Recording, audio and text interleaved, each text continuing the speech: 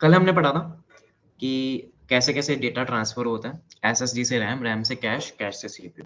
हमने देखा कि कैश 3 तरीके में डिवाइड कर देते हैं हम, L1, L2, L3। अगर सीपीयू को कुछ डेटा चाहिए तो वो सबसे पहले L1 में देखेगा। L1 में नहीं मिला तो L1 जाएगा L2 से डेटा लेने। L2 में नहीं मिला तो L2 जाएगा L3 से लेने। L3 में नहीं मिला तो L3 रैम के पास जाएगा और रैम में मिल जाएगा मोस्ट प्रोबेबली।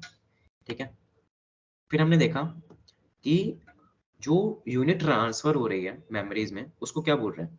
तो रैम से अगर कैश के अंदर कोई चीज आती है तो वो पूरे के पूरे ब्लॉक में आती है। कैश से सीपीयू के अंदर जो चीज जाती है वो वर्ड्स में जाती है। एक ब्लॉक में कई सारे वर्ड्स हो सकते हैं। ठीक है, अब मैंने वर्ड्स का तुम्हें बताया। जैसे सपोज करो कि मयंक, आयुष, राघव, मोहित, ये एक प्रॉपर वर्ड है, ये पूरा का पूरा मिला के एक वर्ड है। तो ऐसा नहीं है कि तुम खाली मयंक भेज दो सीपीयू में, नहीं, पूरा का पूरा जाएगा एक साथ। ठीक है, फिर हमने देखा कि सीपीयू के अंदर रजिस्टर्स होते हैं, एक रजिस्टर के अंदर एक वर्ड तुम स्टोर कर सकते हो। अगर हम इमेजिन करें कि एक सीपीयू के अंदर 4 रजिस्टर हैं और एक रजिस्टर में एक वर्ड आता है जो कि 4 बाइट्स का है, तो टोटल 4 वर्ड्स हैं, 4 बाइट्स हो गए, तो टोटल 16 बाइट्स की टोटल मेमोरी होगी हमारे सीपीयू के अंदर रजिस्टर्स की।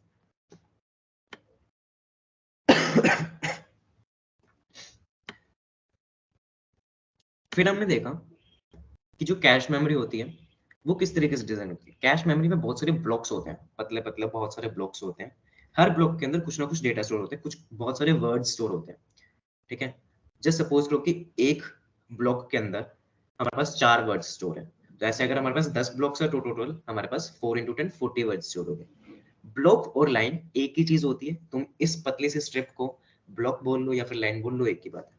सेम कॉन्सेप्ट जो होता है वो रैम में भी होता है। रैम में भी ऐसे बहुत सारे ब्लॉक्स होते हैं। फर्क सिर्फ इतना है कि रैम बड़ी मेमोरी होती है, कैश छोटी होती है। तो रैम से कुछ गिनी चुनी चीजें कैश के अंदर जा सकती है। फिर हमने ये देखा कि रैम से वो कौन सी गिनी चुनी चीजें होंगी जो कैश के अंदर जाएंगी।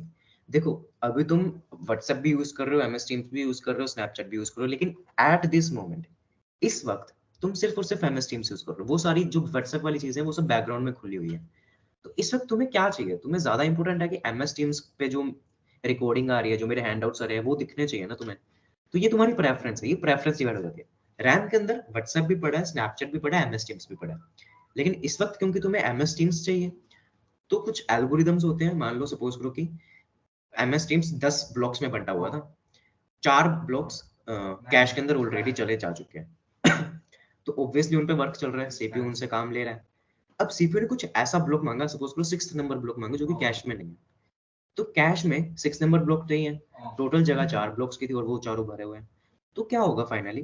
कैश में से कोई ना कोई एक ब्लॉक बाहर निकाल दिया जाएगा, एविक्ट कर दिया जाएगा। टेक्निकल टर्म बोलते हैं एविक्शन, EVICTITO, जो भी एविक्शन। ठीक है, उसको बाहर निकाल दिया और जो हमें नया ब्लॉक चाहिए था 6 नंबर, उसको हम रैम से ले आए। अब कौन से को बाहर निकालना है, कौन से को रखना है, ये किस पे डिपेंड करता है? ये डिपेंड करता है प्रिंसिपल ऑफ लोकेलिटी। ये एक टेक्निकल टर्म है कि प्रिंसिपल ऑफ, एक मिनट रुको, प्रिंसिपल ऑफ लोकेलिटी होती है, दो तरीके की होती है, स्पेशियल और टेम्पोरल।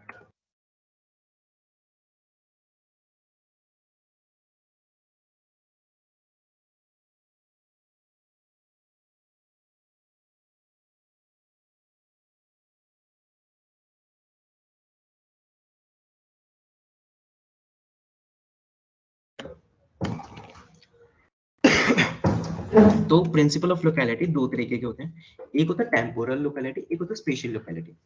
देखो, MS टीम्स में 10 ब्लॉक्स थे, तुम लोग ऑलरेडी 4 ब्लॉक्स यूज कर रहे हो, तुम्हें कोई 5वां ब्लॉक भेजना है कैश में, लेकिन जगह नहीं है। अब तुम्हें कोई ना कोई एविक्ट करना पड़ेगा ब्लॉक कैश से। तो तुम्हारे पास क्या ऑप्शन है? सपोज करो कि ब्लॉक नंबर 1, 2, 3 और 4 है, 4 ब्लॉक्स हैं। उनमें से जो ब्लॉक नंबर 2 है ना, सीपीयू उसको बार बार मांग रहा है।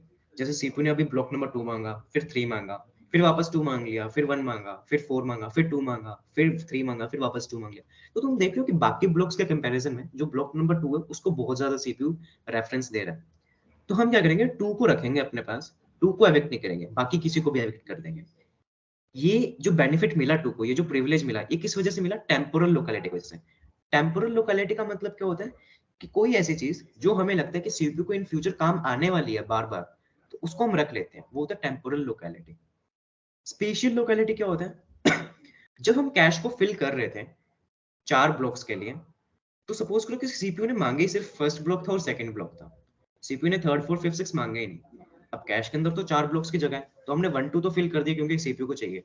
लेकिन हम सोच रहे हैं कि क्योंकि सीपीयू ने 1 2 मांगे तो हो सकता है 2 के साथ 3 भी मांग ले CPU. In the near future CPU third की भी डिमांड करे, तो हम थर्ड ब्लॉक भी साथ में भेज देंगे। फिर हम सोच रहे हैं कि शायद फोर्थ भी मांग ले तो फोर्थ भी भेज देंगे। हम ऐसा नहीं करेंगे कि 10th ब्लॉक भेजें। 10th ब्लॉक और सेकंड ब्लॉक में बहुत फर्क है, तो ये स्पेशल लोकेलिटी नहीं है। हमने थर्ड ब्लॉक भेजा, थर्ड ब्लॉक जो वो सेकंड ब्लॉक के पास है, तो वो स्पेशल लोकेलिटी होती है। ये जो प्रिविलेज मिला थर्ड ब्लॉक को, वो मिला स्पेशल लोकेलिटी की वजह से। ठीक है, फिर उसके बाद हमने पढ़ा कि कुछ टेक्निकल टर्म्स होती है, हिट होता है, मिस होता है। हिट का मतलब सीपीयू ने कुछ डेटा की डिमांड की, वो L1 कैश में मिल गया, हिट हो गया। L1 कैश में नहीं मिला तो वो मिस हो गया। फिर L1 कैश जो है वो L2 से कांटेक्ट करेगा, L2 में नहीं मिला तो L2 L3 से करेगा, वो मिस होता है। हिट रेट क्या होता है कि सीपीयू ने 100 बार डेटा रिक्वेस्ट किया L1 से और 80 टाइम्स मिल गया, 20 टाइम्स नहीं मिला, तो 80 डिवाइडेड बाय टोटल कितनी बार रिक्वेस्ट किया, 100 टाइम्स, तो 80 डिवाइडेड बाय 100 यानी कि 0.8 तुम्हारा हिट रेट हो गया।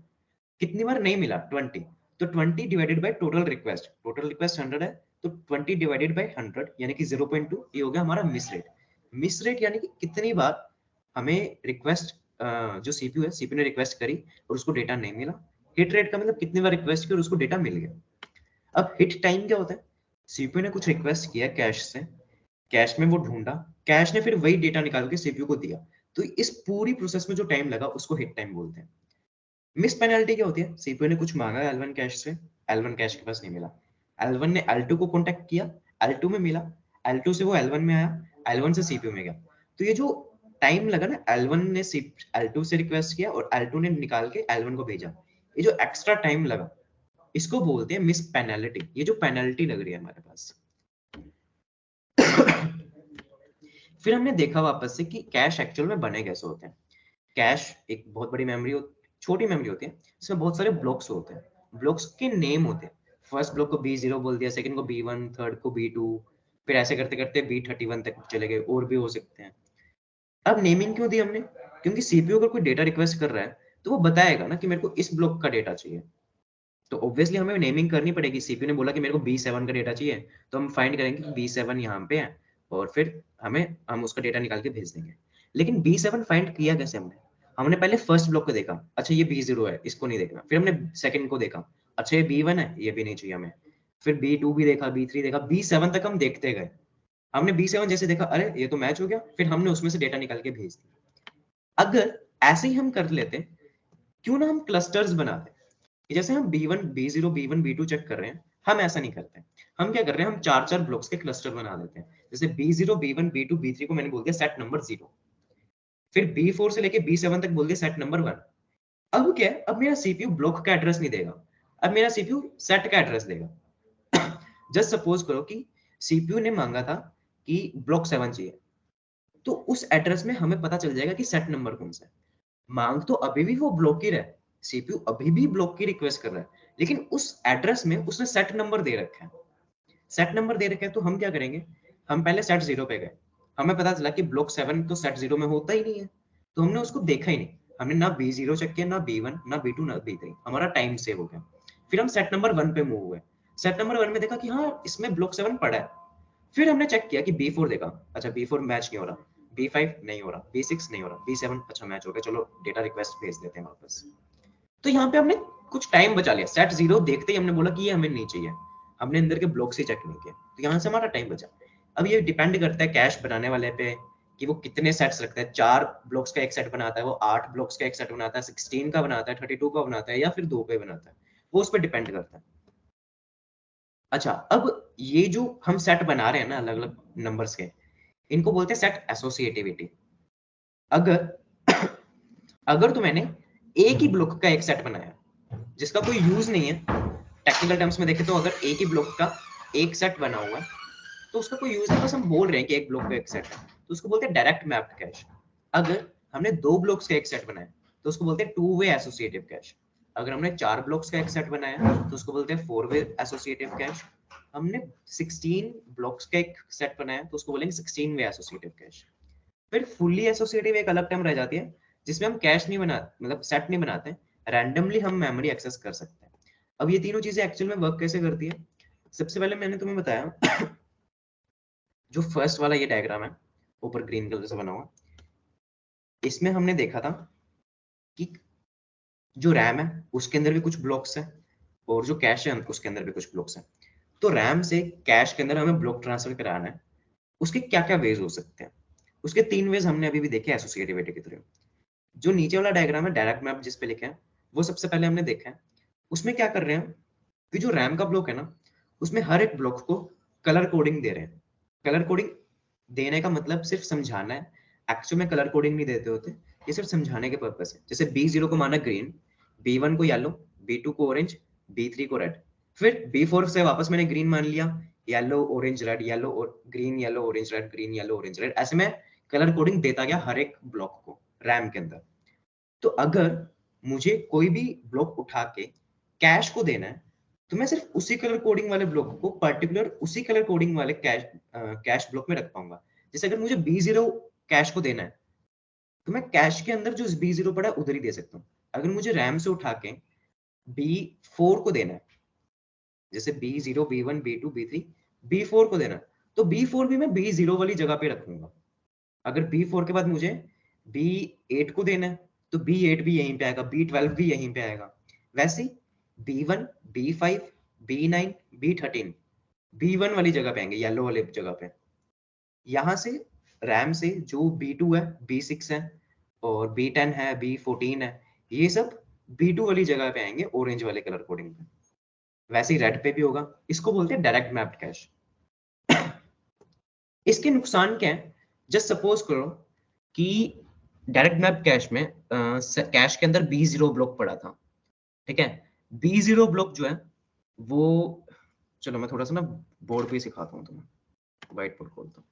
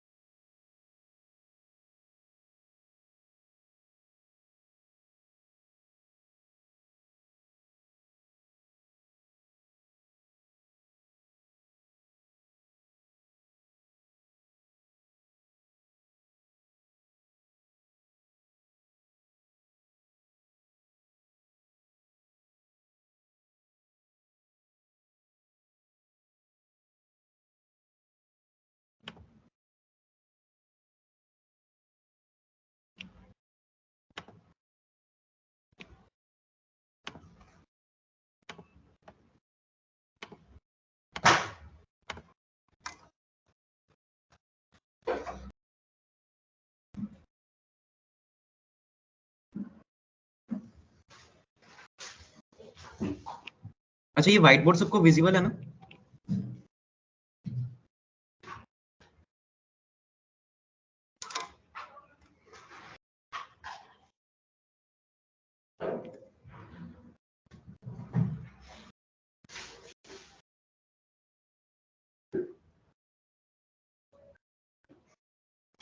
ठीक है, ठीक है।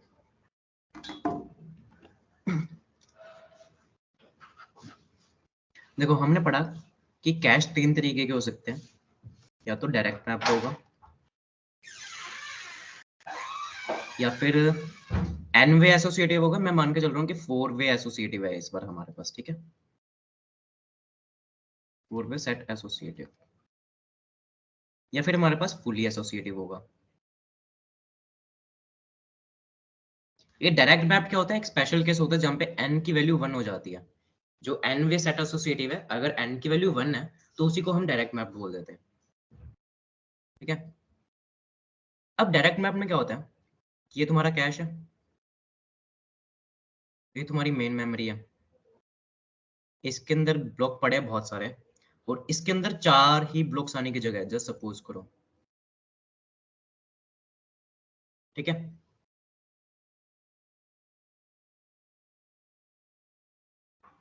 तो जो फर्स्ट वाला ब्लॉक है, अगर कभी मुझे, अगर कोई मेरा सीपीयू रिक्वेस्ट करता है, सपोज करो B0 रिक्वेस्ट किया, तो B0 सिर्फ और सिर्फ यहीं पे आ सकता है। B1 रिक्वेस्ट किया तो यहीं पे आ सकता है, B2 रिक्वेस्ट किया तो यहीं पे, B3 रिक्वेस्ट किया तो यहीं पे। ये जो B0 B3 लिखे हैं मैंने, ये सब रैम वाले ब्लॉक्स लिखे हैं, ठीक है। अब अगर B4 रिक्वेस्ट किया सीपीयू ने, तो B4 सिर्फ और सिर्फ यहीं पे आएगा, B5 सिर्फ और सिर्फ यहीं पे, B6 यहीं पे, B7 यहीं पे। जब ये आएंगे तो जो पुराने ब्लॉक्स है वो एविक्ट आउट हो जाएंगे। ऐसे ही बाकी B8 भी लिख सकते हो, ऐसे तुम बहुत सारे लिख सकते हो। इसका एक नुकसान क्या होता है, इसका एक नुकसान ये है, जैसे सपोज करो कि ये तुम्हारी कैश मेमोरी है, इसके अंदर ये ब्लॉक पड़ा है जो कि सपोज करो कि B4 है, ठीक है। सीपीयू इसको यूज कर रहा है बार बार, लेकिन सीपीयू ने क्या किया कि मेरे को ना B7 चाहिए, B7 नहीं, चलो B8 चाहिए, B8। यहाँ पे कुछ ब्लॉक्स पड़े थे, उनमें B8 कहीं पे भी नहीं है। ये जो रैम थी, यहाँ से B8 मिल गया सीपीयू को, मतलब कैश को मिल गया कि B8 यहाँ पे है।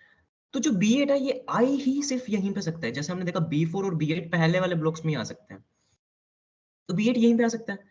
तो भले ही सीपीयू बार बार B4 को यूज कर रहा है, लेकिन इस बार हमें B4 को बाहर निकालना पड़ेगा और B8 को लाना पड़ेगा। हो सकता है अगली ही क्लॉक साइकिल में सीपीयू B4 को मांग ले, तो हमें B8 को बाहर निकालना पड़ेगा और फिर B4 को लेके आना पड़ेगा। इससे क्या हो रहा है, हमारा टाइम जा रहा है, हम जो लाने आने का जो टाइम लग रहा है वो एक्स्ट्रा लग रहा है। इसीलिए हम डायरेक्ट मैपिंग का कम यूज करते हैं, हम सेट एसोसिएटिव का ज्यादा यूज करते हैं। सेट एसोसिएटिव में क्या होता है कि हमने सेट बना लिया, जैसे मान लो दो दो का एक सेट बना लिया, ठीक है, ये सेट नंबर 0 है। अब सीपीयू ने, जस्ट सपोज करते हैं कि 2 सेट थे मेरे पास, ठीक है।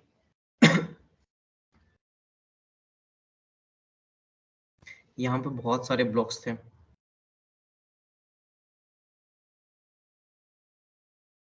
मैंने क्या मान लिया, क्योंकि ये सेट एसोसिएटिव है तो B1 B0 मेरा यहाँ पे जाएगा, B1 यहाँ पे, B2 यहाँ पे, B3 यहाँ पे, B4 यहाँ पे, B5 यहाँ पे। अब सेम सिनेरियो देखते हैं, यहाँ पे B4 पड़ा था, ठीक है। B4 ऐसा ब्लॉक है जिसको सीपीयू बार बार यूज कर रहा है। अब सीपीयू ने कहा कि मुझे B8 चाहिए, B8 यहाँ पे मिला। अब B8 को लेके जाने के लिए ना मेरे पास एक और जगह है यहाँ पे, मुझे B4 को बाहर निकालने की जरूरत नहीं है। अब सीपीयू B4 को मांगे चाहे B8 को मांगे, वो यहाँ से मिल जाएंगे। अब सपोज करो कि सीपीयू ने B12 मांग लिया, B12 नहीं था, अब B12 भी यहीं पे जाएगा। अब लेकिन क्योंकि B4 भी पड़ा है, B8 भी पड़ा है, तो इन दोनों में से किसी एक को बाहर निकालना पड़ेगा। तो इस प्रॉब्लम को और सोल्व करने के लिए क्या हम कर देते हैं, ये 2 वे सेट एसोसिएटिव था, हम 4 वे सेट एसोसिएटिव बना देते हैं। अब तुम ऐसे कहोगे कि ऐसे तो प्रॉब्लम्स आ सकती हैं, 4 वे की जगह हम 8 वे क्यों नहीं चूज करते हैं, 8 की जगह 16 क्यों नहीं करते, कर सकते हैं। यूजुअली 16 वे होता है, हमारे क्वेश्चंस में भी 16 वे ही आएगा, बट इसकी एक लिमिट होती है। लिमिट क्यों होती है, क्योंकि जस्ट सपोज करो कि सीपीयू ने कुछ मांगा तुमसे और तुम्हें वो सेट 0 के अंदर मिल गया। इस बार तुम्हें क्या करना पड़ा है, इस 2 वे वाले में तुम्हें 2 ही कंपैरिजन करने पड़ रहे हैं टोटल। तुम्हें पता है अगर मेरा डेटा सेट 0 में है तो वो इन 2 ब्लॉक्स में ही होगा, लेकिन अगर 16 में है और तुम्हें पता चल गया कि सेट 0 में मेरा डेटा पड़ा है, तो तुम 16 अलग अलग ब्लॉक्स चेक करोगे कि मेरा डेटा किसके अंदर है। तो इधर वो टाइम बढ़ रहा है, तो ना एक प्रॉपर एक टाइम आता है जहाँ पे हमें मैक्सिमम थ्रूपुट मिलता है। ना तो हम वेस्ट ज्यादा कर सकते हैं और ना ही हम वेस्ट बहुत कम कर सकते हैं, एक थ्रेशोल्ड आता है, उसी पे हमें रहना होता है। ये होगी डायरेक्ट मैप और 4 वे सेट एसोसिएटिव की बात है। फुली एसोसिएटिव में क्या होता था कि ये है, इसके अंदर ना कुछ सेट बने हैं, ना कुछ, कुछ भी नहीं है, बहुत सारे बड़े हैं इसके अंदर, ठीक है। ये है, अब इसके अंदर कोई डेटा था वो चला गया, इसके अंदर सीपीयू ने कुछ रिक्वेस्ट किया, ये वाला रिक्वेस्ट किया, ये भी चला गया। तो ऐसे अंदर जाते रहेंगे, कोई ना कोई रैंडमली बाहर निकलता रहेगा, जो जो सीपीयू रिक्वेस्ट करेगा वो कहीं पे भी जाता रहेगा, कहीं पे भी रैंडमली, ठीक है।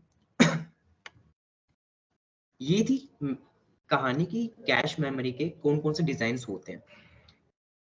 अब हमें पढ़ना है कि कैश मेमोरी से कौन सा ब्लॉक बाहर निकलेगा, किसको हम बाहर निकालें। जैसे ये वाला सीन था जिसके अंदर B4 था और B8 पड़े थे, हमें B12 लेके जाना है। तो B12 लेके जाने पे हम B4 को बाहर निकाल लें या B8 को बाहर निकालें। ये जो फुली एसोसिएटिव है, इसमें अगर हमें कोई नया ब्लॉक लेके आना है और चारों ब्लॉक्स अंदर ऑलरेडी पड़े हैं, तो हम उन चार में से कौन से ब्लॉक को बाहर निकालें ताकि हम नया वाला लेके आ सकें। ये काफी इंपॉर्टेंट हो जाता है, क्योंकि अगर हमने किसी ऐसे ब्लॉक को बाहर निकाल दिया जिसको सीपीयू बार बार पूछने वाला है या in the near future CPU access करने वाला है, तो हमें वो वापस लाना पड़ेगा, हमारी मेहनत बढ़ जाती है। हमारी मेहनत बढ़ेगी तो एफिशिएंसी कम हो जाएगी प्रोग्राम की, वो हम नहीं चाहते। ठीक है।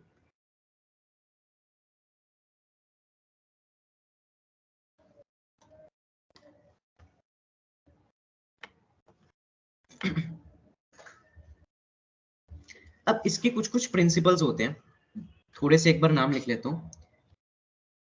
कॉन्सेप्ट को बोलते हैं block replacement strategies. Block replacement strategies. अच्छा एक बात बताओ, ब्लॉक रिप्लेसमेंट स्ट्रेटजीज किस किस चीज के लिए वैलिड हो सकती है? क्या ये डायरेक्ट मैप्ड कैश के लिए वैलिड हो सकती है? हाँ या ना बताओ।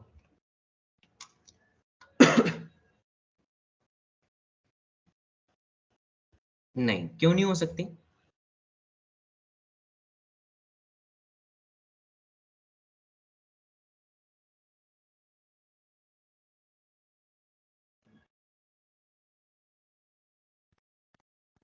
n इक्वल्स टू 1 है ऑलरेडी, ओनली जहां सेट होगा, one set is one block. वहां पर फिक्स है कि अगर आपको कोई नया ब्लॉक लेके आना है तो उसकी जगह फिक्स है, उस जगह पे जो पड़ा है उसको निकालना ही पड़ेगा गारंटेड तरीके से, तो आप नया लेके आओगे। तो इसमें हमें स्ट्रैटेजी बनाने की जरूरत ही नहीं है ना, वो फिक्स है प्रॉपर कि अगर आपको ये लेके आना है यहाँ पे तो जो ऑलरेडी पड़ा है उसको बाहर निकाल दो, एक ही तो पड़ा था। लेकिन जो सेट एसोसिएटिव होते हैं और fully associative, sorry, set associative होते हैं और जो फुली एसोसिएटिव होते हैं, उनमें हमें ब्लॉक रिप्लेसमेंट स्ट्रेटजीज की जरूरत पड़ती है। बहुत सारी होती है, एक होती है रैंडम। रैंडम नाम से ही पता चल रहा है रैंडम स्ट्रेटेजी की, यानी कि अगर हमें B12 को लेके आना था और B4 और B8 पड़े थे, तो हम रैंडमली किसी भी एक को बाहर निकाल देंगे और B12 को ले आएंगे। ये सबसे वर्स्ट केस वाली होती है, इसको हम कभी भी यूज नहीं करते। ये बिल्कुल स्टार्टिंग में अगर कभी कोई किसी ने 20 साल पहले यूज की होगी प्रोसेसर्स बनाने में तो बात अलग है, आज बिल्कुल यूज नहीं होती। एक होती है फीफो, ये टर्म तो तुम जानते ही हो, क्या मतलब होता है फीफो और LIFO?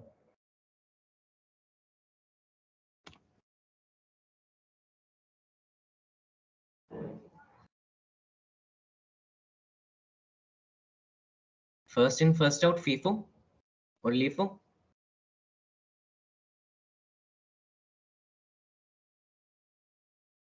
Last in first out. Simple है कि B4 और B8 थे, B12 को लेके आना है। B4 और B8 ऑलरेडी पड़े थे, B12 को लेके आना। तो अगर इस कैश मेमोरी में भी कभी ना कभी B4 और B8 गए होंगे, जस्ट सपोज करो कि फर्स्ट नंबर पे गया,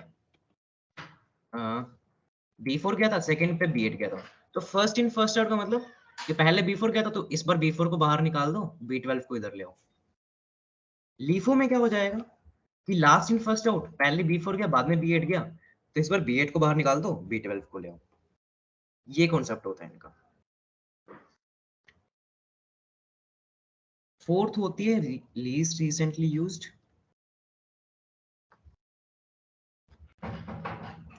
लीस्ट रिसेंटली यूज्ड का मतलब क्या होता है? मान लो मेरे पास बहुत सारे ब्लॉक थे, B4 था, B8 था, B12 था, B16 था, और मेरे को यहाँ से B40 लेके आना है। ठीक है, ये चार ब्लॉक्स थे और मेरे को इन चारों में से किसी से रिप्लेस करना है और B40 को रखना है। तो लीस्ट रिसेंटली यूज का मतलब सपोज करो कि पहले सबसे पहले सीपीयू ने इसको एक्सेस किया फर्स्ट नंबर पे, फिर सीपीयू ने B16 को एक्सेस किया सेकंड पे, B12 को थर्ड पे, और B4 को फोर्थ पे एक्सेस किया। तो लीस्ट रिसेंटली यूज मतलब ऐसा ब्लॉक जो सबसे लास्ट, मतलब बहुत पहले यूज हुआ था, बहुत पहले। सबसे रिसेंटली यूज कौन सा है? सबसे ज्यादा रिसेंटली यूज B4 है जिसको अभी अभी एक्सेस किया।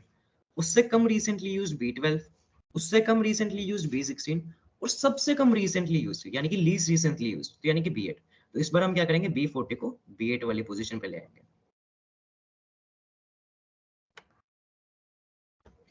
फिफ्थ होता है सूडो एलआरयू।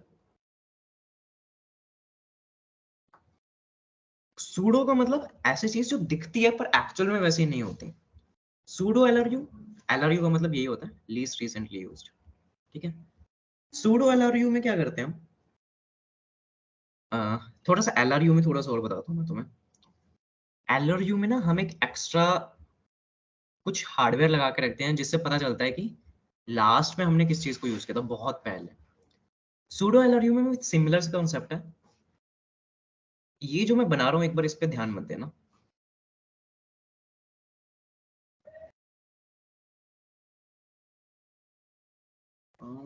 चार चार चार, ठीक है। सूडो एलआरयू पे अच्छे खासे क्वेश्चंस बनने के चांसेस हैं क्योंकि इसके न्यूमेरिकल्स बहुत इंटरेस्टिंग बनते हैं।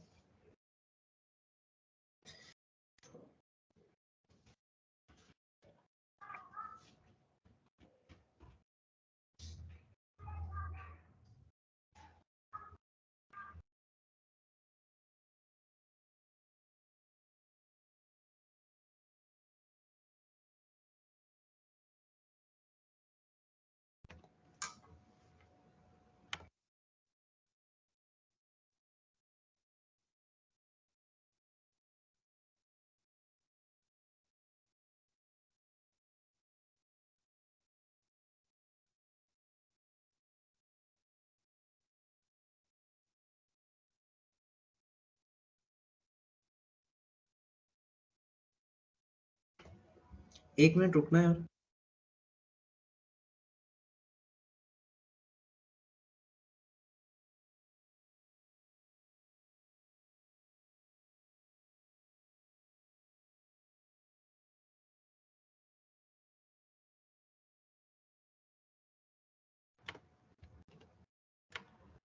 एक बार ये सब देख लो, इसमें कुछ डाउट है तो एक बार क्लियर कर लो ना।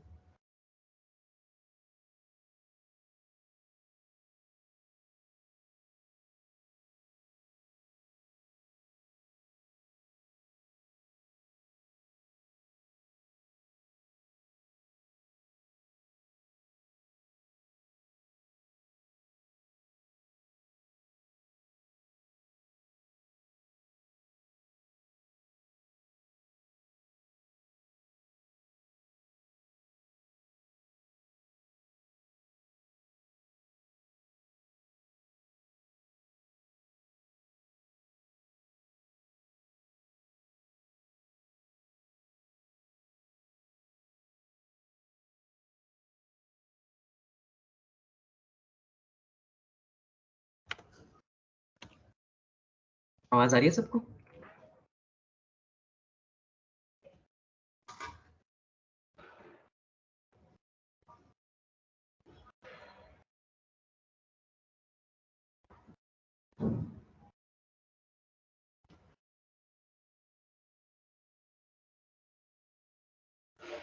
एक मिनट, क्या कह रहे हो तुम लोग?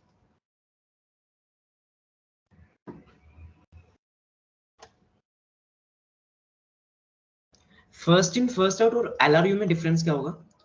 देखो, फर्स्ट इन फर्स्ट आउट ये कहता है कि सबसे पहले जो कैश मेमोरी में आया, जस्ट सपोज करो B1 B2 B3 B4 चार ब्लॉक्स थे।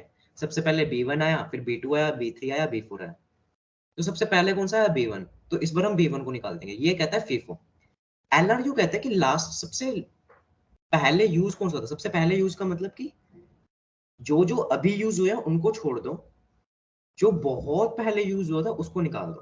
अब सपोज करो कि मैंने पहले B2 को एक्सेस किया, फिर B3 को किया, फिर B1 को किया, फिर B4 को किया, फिर वापस B3 को कर लिया। तो ऐसा कौन सा ब्लॉक है जो मेरा बहुत कम यूज है, यानी कि वापस मैं लिख के बता देता हूँ तुम्हें। जैसे कि मान लो यहाँ पे मैंने ऐसे किया, B1 B2 B3 B4 चार ब्लॉक्स थे मेरे पास, जो चारों कैश में आ चुके हैं। अगर B1 B2 पहले B1 आया कैश के अंदर, फिर B2 आया, फिर B3 आया, फिर B4 आया। अगर फीफो की सुने तो क्योंकि पहले B1 आया तो इसको बाहर निकाल दो। एलआरयू क्या कहता है कि आए तो चारों ऐसे ही हैं, B1 आया पहले, B2 आया, B3 आया, B4 आया, लेकिन सीपीयू ने एक्सेस किसको किया? सीपीयू ने मान लो पहले B2 को एक्सेस किया, फिर B3 को एक्सेस किया, फिर B1 को किया, फिर B4 को किया, फिर B3 को किया, फिर B4 को किया, फिर B4 को वापस कर लिया, फिर B1 को किया। तो अब देखो B1 तो रिसेंटली यूज्ड है, लीस्ट रिसेंटली यूज नहीं, मोस्ट रिसेंटली यूज्ड है, तो B1 को हम बाहर नहीं निकालेंगे। B4 जो है वो थोड़ा सा कम रिसेंटली यूज्ड है, बट वो भी काफी रिसेंटली यूज्ड है, बहुत ही अभी अभी यूज किया हमने उसको। B4 को नहीं निकालेंगे, B2 को भी नहीं निकालेंगे, बचा कौन सा? B3। तो लीस्ट रिसेंटली यूज के अकॉर्डिंग हम B3 को बाहर निकालेंगे, जो अभी अभी हमने यूज किया उनको हम रखेंगे। हम ये मान के चल रहे हैं क्योंकि B3 को बहुत देर पहले हमने यूज किया था, तो शायद सीपीयू को अब उसकी और जरूरत नहीं है, तो इसलिए हमने B3 को निकाल दिया।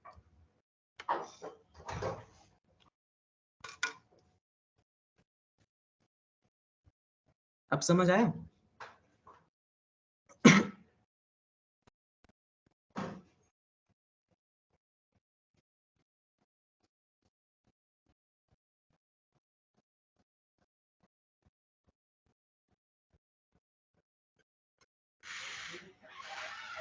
रिप्लाई करो यार।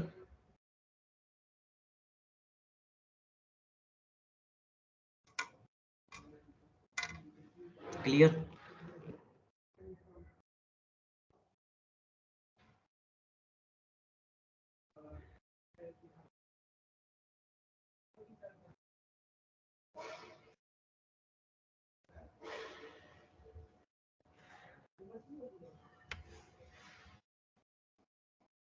अच्छा, एक और कॉन्सेप्ट होता है, अभी सूडो एलआरयू पे तो मैं आऊंगा, एक और होता है लीस्ट फ्रीक्वेंटली यूज्ड। जैसे हमने लीस्ट रिसेंटली यूज पढ़ा है ना, वैसे ही एक होता है लीस्ट फ्रीक्वेंटली यूज्ड। उसके बारे में कुछ गेस कर सकते हो क्या आएगा?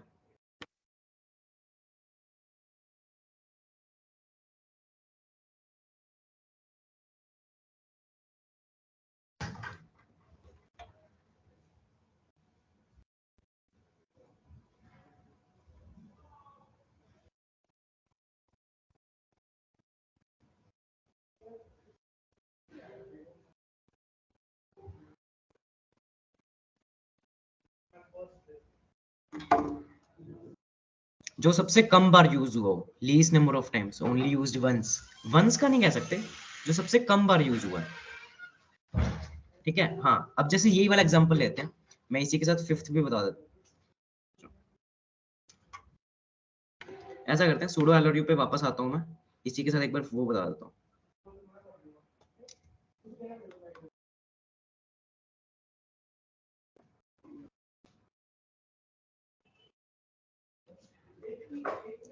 Least frequently used.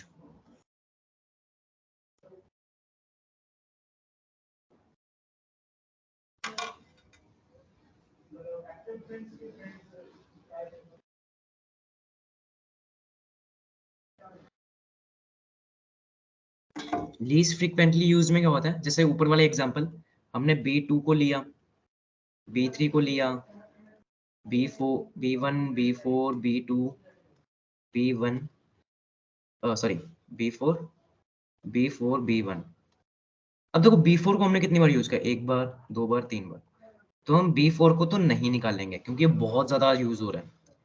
फिर हमने B2 को कितनी बार यूज किया, दो बार, तो B2 को भी नहीं निकालेंगे हम। हमने B1 को भी दो बार यूज किया, B1 को भी नहीं निकालेंगे। B3 था जिसको सबसे कम बार यूज किया, तो हम B3 को निकाल देंगे। लेकिन जरूरी नहीं कि B3 एक ही बार यूज हुआ हो सकता है बाकी सारे छह छह बार यूज हो गए और B3 तीन बार ही यूज हुआ, उस केस में भी हम B3 को निकाल देते हैं। अब ये ऐसा नहीं है कि हम बिल्कुल स्टार्टिंग से काउंट करने बैठे हैं, हम एक प्रॉपर टाइम देखते हैं कि पिछले 5 मिनट में या फिर पिछले 2 मिनट में हमने किस ब्लॉक को कितनी बार यूज किया। एक टाइम फ्रेम होता है, उसके अकॉर्डिंग देखा जाता है। ठीक है, अब वापस उस पर आते हैं, सूडो एलआरयू पे। सूडो एलआरयू क्या होता है, लीस्ट रिसेंटली यूज्ड होता है, बट क्योंकि एलआरयू में ना कुछ कॉम्प्लिकेशंस होते हैं, उतना इंप्लीमेंट करना ना पॉसिबल होता नहीं है, तो इसलिए हम सूडो एलआरयू करते हैं। सूडो एलआरयू में ये जो मैं बॉक्सेस बना रहा हूँ, इन पे एक बार बिल्कुल भी ध्यान नहीं जाना चाहिए तुम्हारा।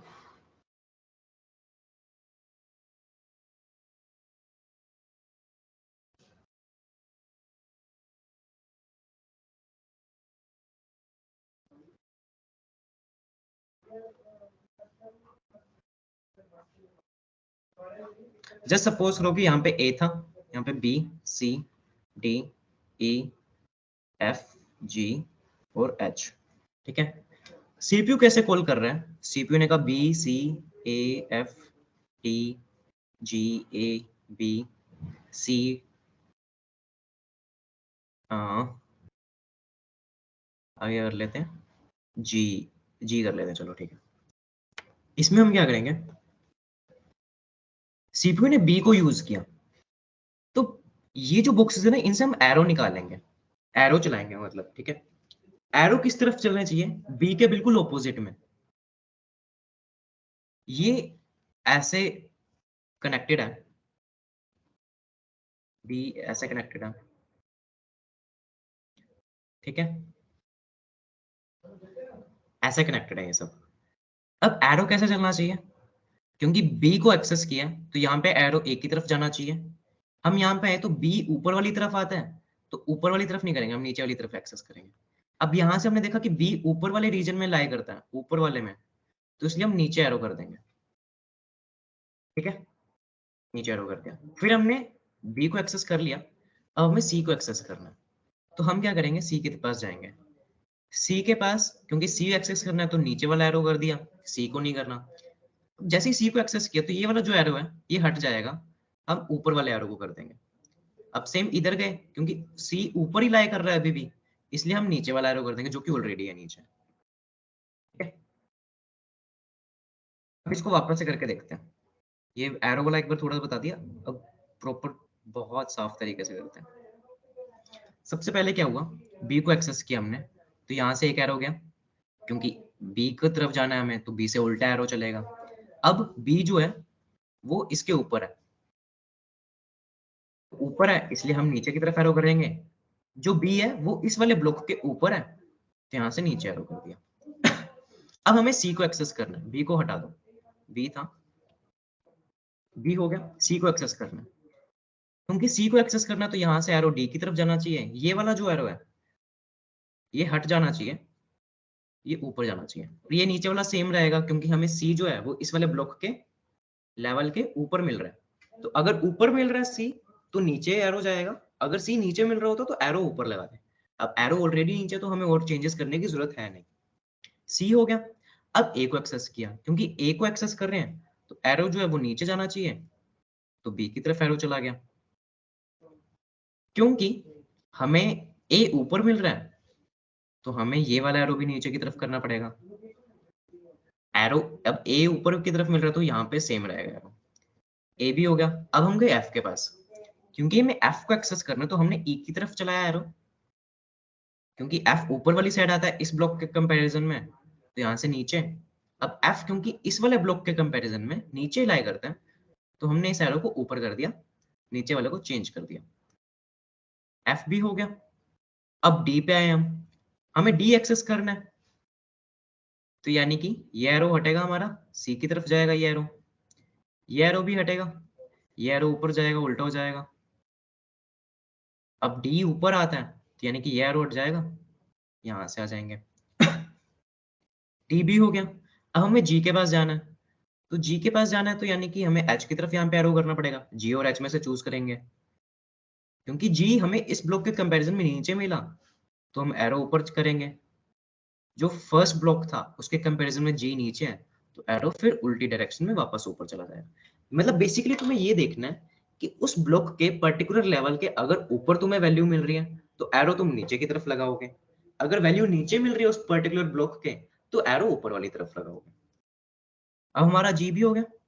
फिर हम ए पे आते हैं, क्योंकि एक को ए चाहिए तो बी की तरफ एरो होना चाहिए, वो हो रखा है।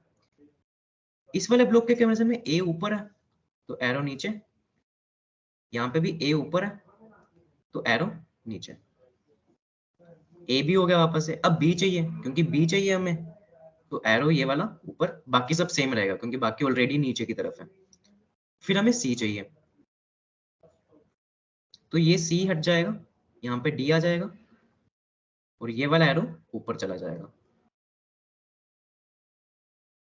ये गेम चल रहा है बेसिकली और कुछ नहीं है, हमें गेम खेलना है।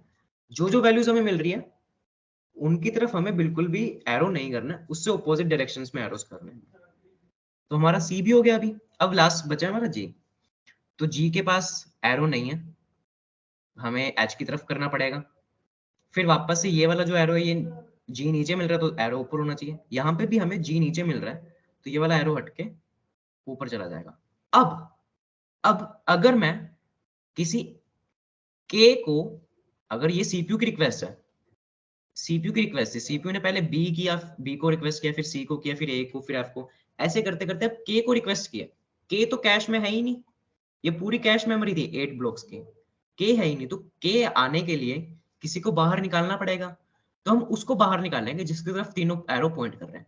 यहाँ पे, यहाँ इस एरो से चले यहाँ पे पहुंचे, इधर से चले इधर से इधर पहुंचे, इस ब्लॉक से चले ए की तरफ पहुंचे, तो यानी कि हम इस बार ए को बाहर निकालेंगे। समझ रहे हो? ये सूडो एलआरयू, ये कुछ मैकेनिज्म हमने बनाया, उससे हमें पता चला कि ए को हमें बाहर निकालना है। एक्चुअल एलआरयू में हम क्या करते हैं, हम देखते हैं कि सबसे लास्ट में किसको यूज किया था हमने। अब देखो, A B C D E F G और एच थे हमारे पास। हमने रिसेंटली किसको यूज किया, जी को, तो जी को तो हम बाहर नहीं निकालेंगे। सी को भी यूज कर लिया तो सी को भी बाहर नहीं निकालेंगे। बी को यूज किया यहाँ पे तो बी को नहीं निकाल रहे, ए को यूज कर लिया तो ए को नहीं निकाल रहे, जी को यूज कर लिया तो जी ऑलरेडी नहीं निकाल रहे, डी को भी नहीं निकाल रहे, एफ को यूज कर लिया, एफ को नहीं निकाल रहे, ए बी सी यूज कर लिया, अब बचे ई और एच। तो अगर हम एलआरयू अप्लाई करते हैं तो या तो ई निकलता या एच निकलता, लेकिन क्योंकि हम सूडो एलआरयू अप्लाई कर रहे हैं तो उस केस में ए निकलेगा। ये बेसिकली एक तरीका है ऑप्टिमाइजेशन का, कि क्योंकि सीपीयू को लग रहा है कि ए भी उतना यूजफुल है नहीं, ये सूडो एलआरयू की वजह से लग रहा है। ये समझ आया? एक बार इसको देखो, थोड़ा 2 मिनट देखो, 2 मिनट दे रहा हूं तुम्हें, इसको देखो और समझो।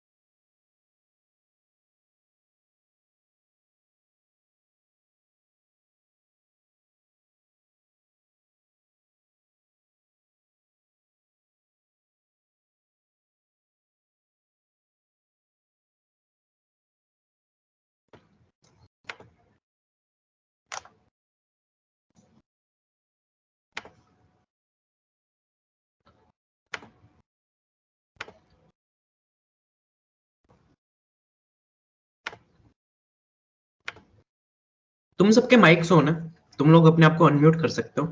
मैं वापस समझा रहा हूँ LRU, pseudo LRU.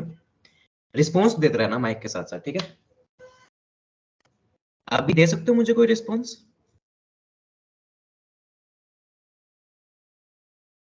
Mics unmute कर सकते हो तुम लोग। एक मिनट रुको, वापस चेक कर लेता हूँ।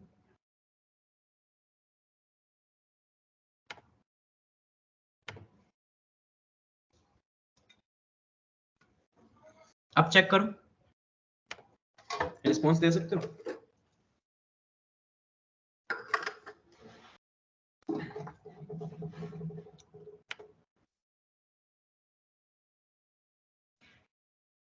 बोलो भाई, बोल के रिस्पॉन्स दो, अब तो बोल सकते हो तुम लोग।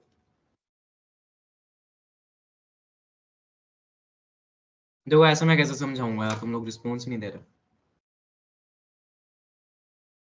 बाकी लोग जिनको समझ नहीं आया, पीयूष, खुशी, ग्रुप में भी कईयों ने लिखा है। शर्मा रहे हो तुम लोग, और कुछ नहीं है।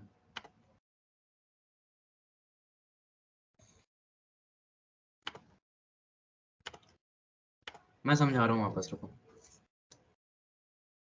देखो एलआरयू में हम क्या करते थे, एलआरयू एक टेक्निक थी जिससे हम पता करते थे कौन सा ऐसा ब्लॉक है जिसको हमने पिछले कुछ देर में हमने यूज नहीं किया। ठीक है, हम देखते हैं कि जैसे A B C D E F G H थे हमारे पास, ठीक है? एक बार जो लेफ्ट साइड वाला है ना, जो ये लाइन ड्रॉ की है मैंने,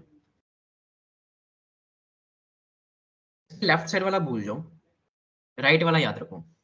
सीपीयू ने रिक्वेस्ट जनरेट की कैश के पास कि मुझे बी चाहिए, फिर उसने कहा मेरे को सी चाहिए, फिर उसने कहा ए चाहिए, एफ चाहिए, ऐसे लाइन वाइज रिक्वेस्ट जनरेट की। ठीक है, कैश में सपोज लो कि एक बारी में 8 ही लेटर्स तुम स्टोर कर सकते हो।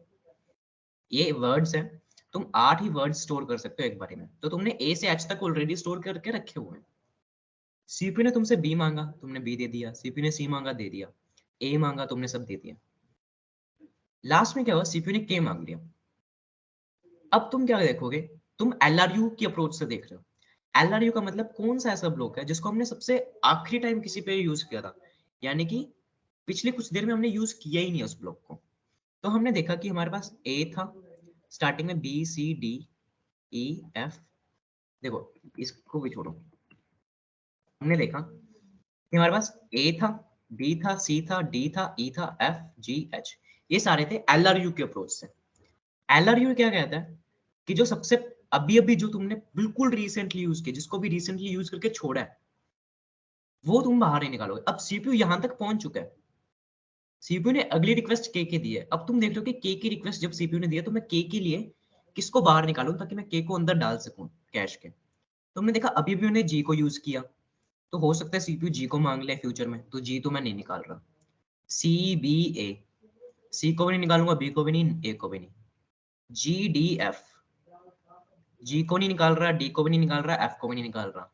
ए सी बी, ए को नहीं निकाल रहा, सी को नहीं निकाल रहा, बी को नहीं। अब ई और एच है जो सीपीयू ने यूज किए ही नहीं, ई और एच सीपीयू ने यूज किए ही नहीं। तो सीपीयू मतलब कैश या तो ई को निकालेगा या एच को निकालेगा। ये कौन सी अप्रोच से, एलआरयू की अप्रोच से, लीस्ट रिसेंटली यूज, इनका यूज ही नहीं हुआ। अगर इनका यूज हुआ हो तो मान लो यहाँ पे कहीं पे हुआ, ई और एच ऐसे लिखे होते हैं, तो हम ई को नहीं निकालते, फिर एच सबसे पहले यूज हुआ था तो एच को निकाल देते हैं। ठीक है, इस केस में क्या हो रहा है, हमारे पास सूडो एलआरयू है। सूडो एलआरयू का जो कॉन्सेप्ट है वो इंप्लीमेंट करना थोड़ा इजी पड़ता है। उसमें हम क्या कर रहे हैं, बाइनरी ट्री बनाते हैं। हमारे पास ए भी था, बी भी था, सी डी ई एफ जी और एच थे। ठीक है, ये ऐसे ट्री बना हुआ है, सॉरी बाइनरी ट्री, डीएसए में तुमने पढ़ा होगा इसके बारे में।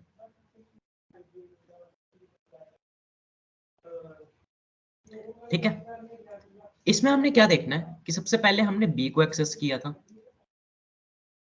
तो एक तरीका है देखने का, समझने का। एक बार मेरा कॉन्सेप्ट समझो, जो मैं समझा रहा हूँ स्ट्रेटेजी क्या है। अगर हमने बी को एक्सेस किया है, तो ये जो बाइनरी, ये वाली जो नोड है ना, इसमें हम इसको पॉइंट कर देंगे। अब ये वाली जो नोड है ऊपर वाली, क्योंकि हमने बी को एक्सेस किया और बी आता है इस वाली साइड, तो हम इस वाली साइड की जगह इसको ऐसे पॉइंट कर देंगे। अब हम इधर गए तो बी इस वाली साइड आता है, तो हम इसको ऐसे पॉइंट कर देंगे। समझे? वैसे ही मैंने सी को बुलाया। अब जब मेरा सी आया, तो क्योंकि ये इधर पॉइंटेड था और मेरे को नीचे सी इस तरफ मिला मेरे को, तो मैं पॉइंट इस तरफ करूंगा और जो मैंने पुराना पॉइंट कर रखा है उसको हटा दूंगा। फिर मैंने इधर देखा सॉरी, डी की तरफ भी पॉइंट हुआ। ठीक है, मैंने पहले डी की तरफ पॉइंट किया क्योंकि मेरे को सी यहाँ पे मिला। फिर मैं ऊपर गया, मेरे को सी इस तरफ मिला है, तो मैंने इस तरफ पॉइंट कर दिया। अब मेरे को सी इस वाली नोड के कंपैरिजन में इधर मिला है, तो मैंने यहाँ पे पॉइंट कर दिया। फिर मेरे को उन्होंने कहा कि ए चाहिए। अगर सपोज करो कि वो कहते कि चलो ए नहीं चाहिए मेरे को अब एफ चाहिए, एफ। फिर मैं एफ के पास गया, मैंने देखा कि ये वाली नोड है, ये एफ की तरफ भी है ए की तरफ भी है, तो मैंने ई की तरफ पॉइंट कर दिया क्योंकि एफ तो मेरे को चाहिए। अब मैंने इस वाली नोड से देखा तो मेरे को एफ इस तरफ मिल रहा है, तो मैंने नोड इस तरफ पॉइंट कर दी।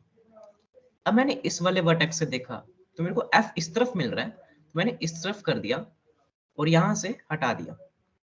ऐसे में बहुत सारी रिक्वेस्ट एक साथ करता जाऊंगा। लास्ट में मेरे पास क्या आएगा, सीपीयू ने के मांग लिया मुझसे।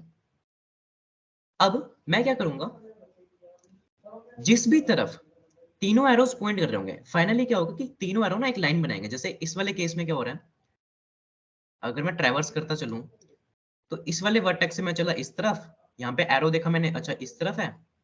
फिर यहाँ से एरो देखा कि अच्छा इस तरफ है, मेरे को एक लाइन मिल गई। मेरे को पता चल गया यहाँ से कि ए को निकालना है। पिछले वाले केस में भी ए ही आ रहा था बाय चांस, जिसको हम निकाल रहे थे। इस वाले में भी यही आ रहा है, तो इसमें मैं क्या करूंगा, ए को बाहर निकालूंगा और के जो है के को यहाँ पे डाल दूंगा। ये कॉन्सेप्ट है। ये जो एरो चेंज करने वाला, ये सिर्फ एक तरीका है, स्ट्रेटेजी है उस ब्लॉक को फाइंड आउट करने के लिए जिसको हमने निकालना है। अब समझ आया, थोड़ा क्लियर हुआ, थोड़ी सी क्लैरिटी और मिली होगी।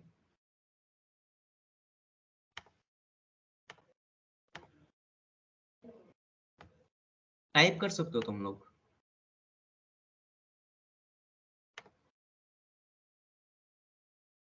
हो गया? और कौन कौन से बचे हैं? चलो अगले पे जाते हैं, अगले पेपर।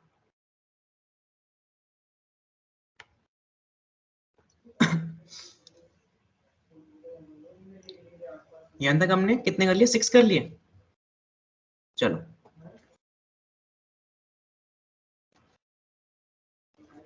सेवंथ हमारा है note recently used. Note recently used, suppose करो सीपीयू ने ऐसे रिक्वेस्ट की,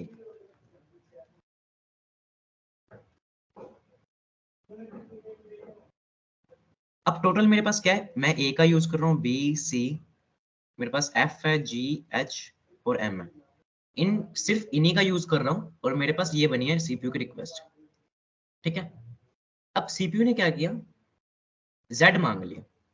जेड तो मेरी कैश मेमोरी में था ही नहीं, मेरी कैश मेमोरी में जस्ट सपोज करो कि ये पड़े थे, और सीपीयू ने पहले ए मांगा तो मैंने कैश से निकाल के सीपीयू को ए दे दिया। सीपीयू ने बी मांगा, मैंने बी दे दिया। फिर सीपीयू ने वापस ए मांगा, मैंने ए भी दे दिया। सीपीयू ने सी मांगा, मैंने सी भी दे दिया। एफ मांगा, मैंने एफ भी दे दिया। जी, जी भी दे दिया। एच, एच भी। एम, एम भी दे दिया। बी मांगा, मैंने बी भी दे दिया। सी मांगा, मैंने सी भी दे दिया। अब सीपीयू जेड मांग रहा है, कैश में जेड है ही नहीं, L1 कैश में जेड नहीं है। फिर L2 कैश में जेड पड़ा था।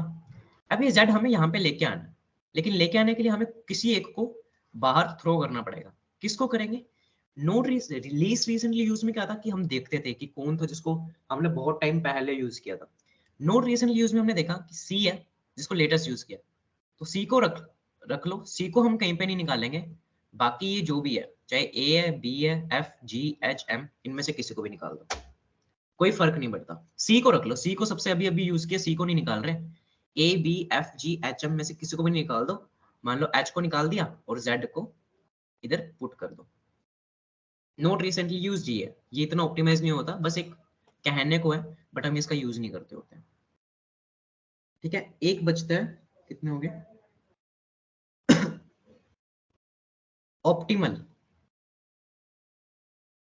ऑप्टिमल क्या कहता है, कि अगर सीपीयू ने ये रिक्वेस्ट की A B C F A C B D, ये सीपीयू ऑलरेडी रिक्वेस्ट कर चुका है। सीपीयू ने ए मांगा, B C F A C B D, अभी यहाँ पे पहुंचा सीपीयू। तो हम प्रिडिक्ट कर लें कि फ्यूचर में सीपीयू क्या मांगने वाला है। जैसे मान लो फ्यूचर में H A B D C ऐसे मांगने वाला है। तो यहाँ पे मेरी कैश मेमोरी में क्या पड़ा था, ए भी पड़ा था, B C D F, suppose करो यहाँ पे ई भी था, मेरे पास ई भी पड़ा था, ठीक है, मेरे पास ये सब पड़े थे। अब ऑप्टिमल ऐसा एल्गोरिथम कहता है, वो कहता है कि हम देख लेंगे कि फ्यूचर में सीपीयू क्या क्या मांग रहा है। तो हमने देखा कि फ्यूचर में सीपीयू ये सब मांग रहा है, एच मांग रहा है, ए बी डी सी मांग रहा है। एच तो है नहीं, कैश मेमोरी में हमारे पास सिर्फ और सिर्फ ये सब चीजें पड़ी है। एच है नहीं, तो एच हम किसी को लेके आएंगे। अब एच लेके आने के लिए इनमें से किसी एक को बाहर निकालना पड़ेगा। किसको निकाले? हमने फ्यूचर में देख लिया, हमने देखा कि सीपीयू ए मांगने वाला है, तो ए को हम क्यों निकालेंगे? हम ऐसे ही अभी निकाला अगर एच के लिए ए को, फिर वापस सीपीयू ए मांगेगा, हम वापस जाएंगे मेमोरी में, ए को उठा के ले जाएंगे, इतनी मेहनत क्यों करनी है? हम ए को निकालते ही नहीं। हमने देखा कि सीपीयू बाद में बी भी मांग रहा है, नहीं निकालेंगे। डी मांग रहा है, नहीं निकालेंगे डी को। सी मांग रहा है, सी को नहीं निकालेंगे। ई मांग रहा है, ई को निकालेंगे। हमने देखा कि एफ को अभी नहीं मांग रहा सीपीयू, तो हमने एफ को निकाल दिया और एच को उधर ला के रख दिया। लेकिन क्या ये प्रिडिक्ट कर सकते हैं हम रियल केस सिनेरियोस में कि फ्यूचर बाद में क्या मांगने वाला है? सीपीयू फ्यूचर में क्या मांगने वाला हमसे हम प्रिडिक्ट कर सकते हैं? हाँ या ना? नहीं कर सकते प्रिडिक्ट, है ना? तो एल्गोरिथम का नाम ही यही है, ऑप्टिमल एल्गोरिथम। ऑप्टिमल एल्गोरिथम यानी कि एक थ्योरेटिकल कांसेप्ट है ये, कि हम प्रिडिक्ट कर सकते हैं। या फिर ऐसा करो, जो भी आप बाकी सारे एल्गोरिथम्स बना रहे हो, ट्राई करो कि वो ऑप्टिमल की तरफ टेंड हो, यानी कि हमें पता चल जाए कि फ्यूचर में क्या मांगने वाला है। ऑप्टिमल का आउटपुट जो है वो 100% होगा, लाइक फिर तो कभी कैश मिसेस होंगे ही नहीं। पर ये थ्योरेटिकल है, ऐसा पॉसिबल नहीं होता। एक लास्ट बचा है आरआरआईपी, री reference interval prediction.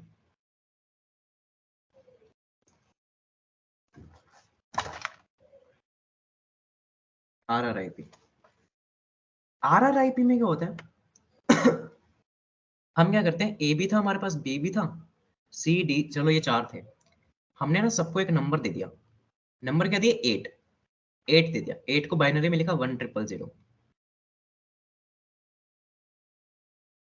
Just suppose करो कि सीपीयू कहता है कि मेरे को ना सी ला के दे दो। तो हमने क्या किया, सीपीयू का एक नंबर बढ़ा दिया यहाँ पे। रुको। हमने इस क्लॉक साइकिल में क्या किया, सीपीयू को 1 से इंक्रीज कर दिया, यानी कि सीपीयू को 9 बना दिया। 9 बनाने का मतलब 1001। बाकी जो भी यूज नहीं हो इस क्लॉक साइकिल में उनको 1 से गिरा दिया। तो 1 से गिरा दिया यानी कि 7 आएगा फिर। तो यहाँ पे बचा 0 1 1 1 0 1 1 1 0 1 1 1। अब सीपीयू कहता है कि मेरे को डी चाहिए। तो हमने क्या किया, नेक्स्ट में डी का एक नंबर बढ़ा दिया, तो ये 1000 बन गया। सी यूज नहीं हुआ अभी, तो सी एक कम हो गया। बी और ये बी, ए और बी इस बार भी यूज नहीं हुए, इनको एक एक से और हटा दो। फिर सीपीयू कहता है कि मेरे को बी ला दो। तो बी ला रहे हैं तो यानी कि बी को एक से इंक्रीज करना पड़ेगा।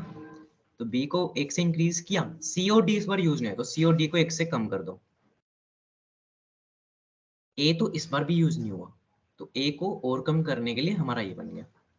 अब सीपीयू कहता है कि मेरे को ई चाहिए।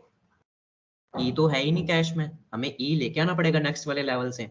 तो अगर ई लेके आएंगे तो किसी ना किसी को बाहर निकालना पड़ेगा। अब हम देखेंगे इनमें से सबसे छोटी वैल्यू किसकी है। इसकी वैल्यू क्या बन रही है, 5 बन रही है। इसकी वैल्यू बन रही है 7। ये भी 7 बन रहा है, ये भी 7 बन रहा है। तो सबसे छोटी वैल्यू 5 की है, इसको बाहर निकाल दो, यानी कि ए ब्लॉक को बाहर निकालो और इसकी जगह पे ई को लेके आओ। ये होता है री रेफरेंस इंटरवल प्रिडिक्शन, इसको आरआरआईपी बोलते हैं। ठीक है, ये होती है कुछ ब्लॉक रिप्लेसमेंट टेक्निक्स। और इसी के साथ तुम्हारा 6th वीक कंप्लीट हो चुका है। ठीक है,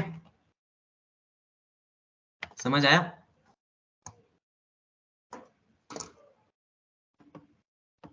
बोलो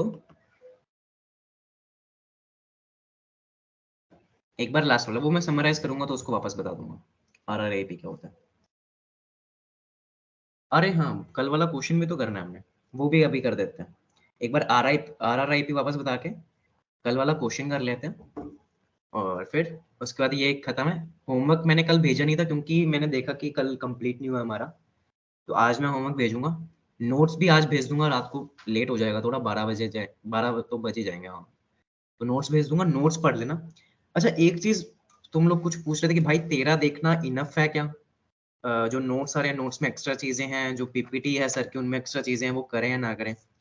देखो ऐसा है, मेरा काम है जो कॉम्प्लेक्स चीजें वो मैं तुम्हें इजी करके बता रहा हूँ, ठीक है, क्योंकि रियल लाइफ एग्जांपल सर नहीं ले रहे थे, तो मैं वो ले रहा हूँ, रियल लाइफ एग्जांपल लेके तुम्हें बता रहा हूँ, थोड़ा पर्सनलाइज तरीके से पढ़ा रहा हूँ। लेकिन तुम नोट्स पढ़ोगे तो तुम्हारी वो चीजें बिल्कुल क्रिस्प हो जाएंगी, बहुत क्लियर हो जाएंगी, तो तुम्हें नोट्स पढ़ने जरूरी है, क्वेश्चंस करने भी जरूरी है।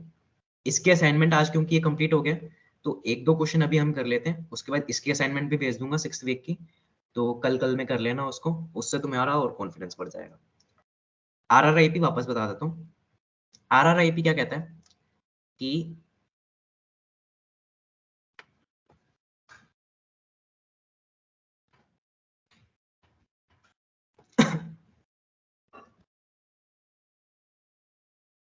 देखो मेरा ये सीपीयू था, ये मेरा कैश है, ये सीपीयू है, ये मेरा कैश है।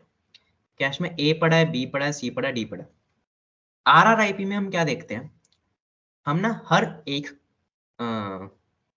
ब्लॉक को, ये ABCD मेरे ब्लॉक्स हैं, हर एक ब्लॉक को हम एक नंबर असाइन कर देते हैं, सेम नंबर स्टार्टिंग में, बिल्कुल स्टार्टिंग में हमने सेम नंबर असाइन कर दिया। ए को भी मान लो मैंने 8 नंबर दे दिया, बी को भी 8, सी को भी 8, डी को भी 8, ठीक है, ABCD। ये जो है ये ब्लॉक नेम्स, जो कि हम B0 B1 B2 B3 लिखते हैं, उन्हीं को मैंने ABCD लिखा है, ठीक है। यहाँ पे मैं लिख रहा हूँ क्लॉक साइकिल्स। क्लॉक साइकिल 1 में क्या किया हमने कि ए को 8 नंबर दे दिया, बी को भी 8 दे दिया, सी को भी 8, डी को भी 8, ठीक है।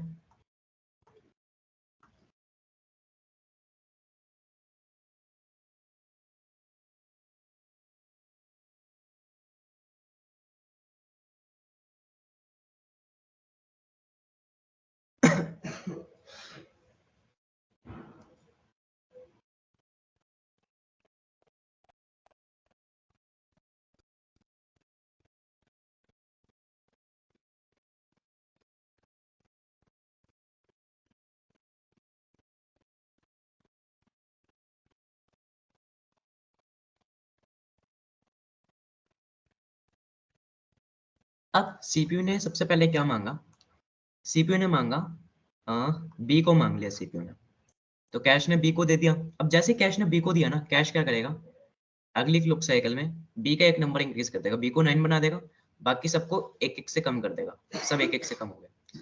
सीपीयू ने ए को मांग लिया, अगली क्लॉक साइकिल में ए का एक नंबर बढ़ा दिया, बाकी सबको एक एक से कम कर दिया। फिर वापस ए को मांग लिया, अगली क्लॉक साइकिल में ए का नंबर बढ़ा दिया, बाकी सबको एक एक से कम कर दिया। फिर डी को मांग लिया, तो अगली क्लॉक साइकिल में सिर्फ डी को बढ़ाएगा, बाकी सबको एक एक से कम कर देगा, ठीक है। ये क्या चल रहा है, ये भी गेम चल रहा है कि ABCD को एक नंबर असाइन किया स्टार्टिंग में, जैसे जैसे जिस जिसको यूज किया उसको इंक्रीमेंट करते गए, जिस जिसको यूज नहीं किया उसका नंबर डिक्रीज करते गए। अब सीपीयू ने मान लो फिर से डी को मांग लिया, ठीक है, तो डी को मांगा तो यानी कि डी इंक्रीज हुआ, ये सब कम हो गए। अब क्या किया, सीपीयू ने ई को मांग लिया, कैश मेमोरी में तो सिर्फ ए था, बी था, सी था, डी था, ई था ही नहीं। अब ई को लेके आना तो किसी ना किसी को बाहर निकालना पड़ेगा, किसको बाहर निकालें, उसको बाहर निकालेंगे जिसकी ये वैल्यू सबसे कम है, लेटेस्ट वैल्यू 3 है, जो सबसे कम है, 7 बड़ा है, फिर 5 बड़ा है, 7 बड़ा है, 3 सबसे कम है, तो यानी कि इस बारे में हम सी को निकाल देंगे और सी की जगह ई को रख देंगे। ये होता है RRIP, री रेफरेंस इंटरवल प्रिडिक्शन। आया समझ में? रिकॉर्डिंग भेज दूंगा मैं।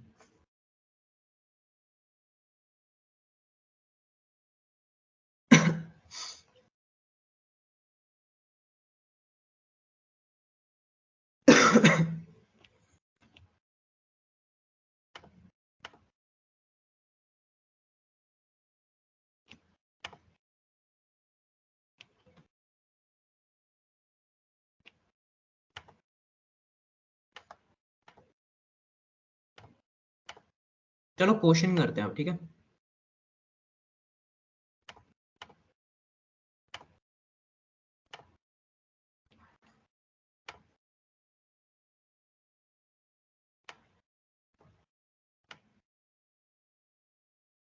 क्वेश्चन के लिए हम थोड़ा सा स्पेस यूज कर लेते हैं यहाँ पे।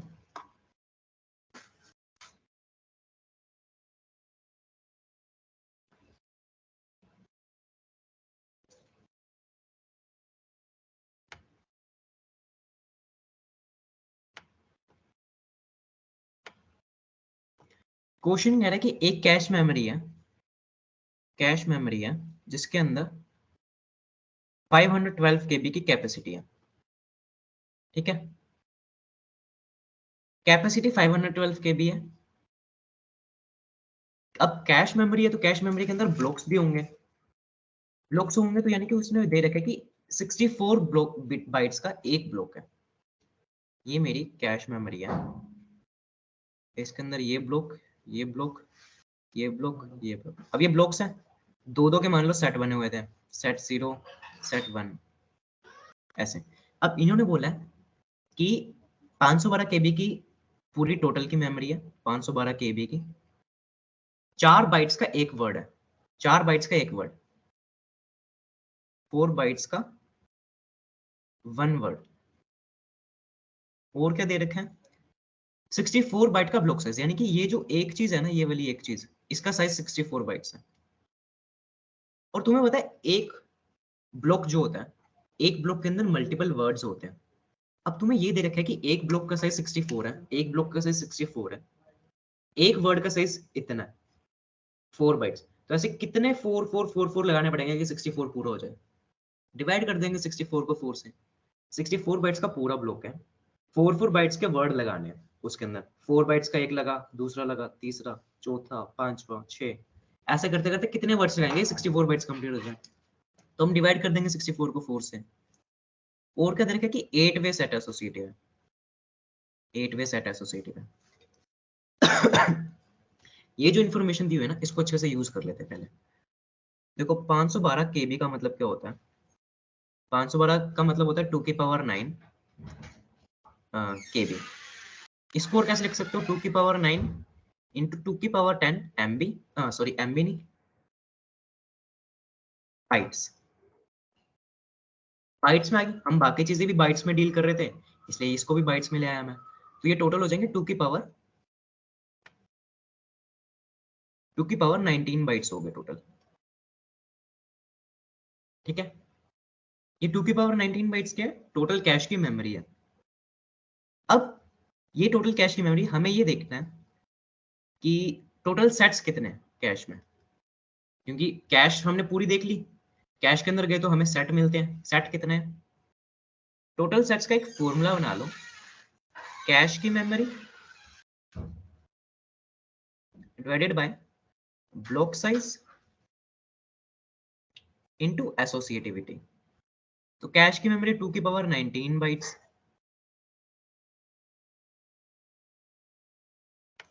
कैश मेमोरी 2 की पावर 19 बाइट्स। ब्लॉक साइज कितना है? यहाँ पे देखो ब्लॉक साइज देगा 64 बाइट्स। 64 को हम क्या लिख सकते हैं? 2 की पावर 6। 64 का मतलब होता है 2 की पावर 6।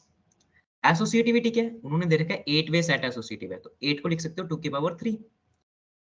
तो टोटल सेट्स हमारे पास क्या आ गए? 2 की पावर 10। इतने हमारे पास टोटल सेट्स आ गए, ठीक है? और कुछ निकाल सकते हैं हम? हमें ये पता चल गया कि कैश की मेमोरी जो थी 512 थी, टोटल सेट्स जो थे वो 2 की पावर 10 टोटल सेट्स थे।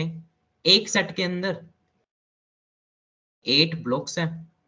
ये हमें कैसे पता चला? क्योंकि 8 वे सेट एसोसिएटिव दे रखे हैं। ये हमें पता चल गया। तो एक ब्लॉक के अंदर कितने वर्ड्स हैं?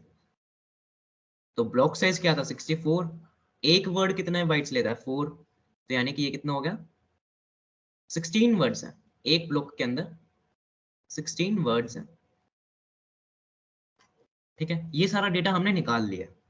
अब क्वेश्चन क्या पूछा, क्वेश्चन देखते हैं। हमें क्या क्या मिला, आ, लिख लेते हैं। टोटल कैपेसिटी 2 की पावर क्या था, 2 की पावर 19 बाइट्स टोटल कैपेसिटी है, 2 की पावर 19 बाइट्स।